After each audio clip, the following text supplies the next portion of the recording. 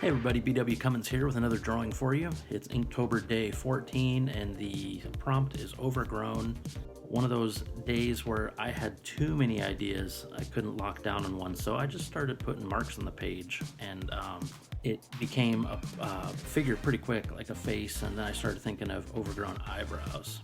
And as I'm drawing and adding a bow tie and whatnot, it really took on a Lemony Snicket vibe, which I wasn't really going for, but I guess is okay. If I was going for that, I would have exaggerated it like they did, though. Kind of has that vibe, but also looks a little bit like Abraham Lincoln to me.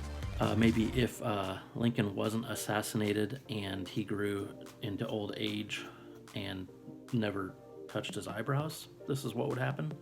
And, this is kind of also sparked by, I'm sure everybody has that old relative who has big old long gropey eyebrows that have their own language. I have, or had, an uncle like that, and his eyebrows scared me when I was little. Kind of freeform sketching and some crosshatch shading. No real purpose tonight for the prompt Overgrown, but I hope you enjoy it, and if you haven't yet, please like and subscribe, and have a great day. Bye now.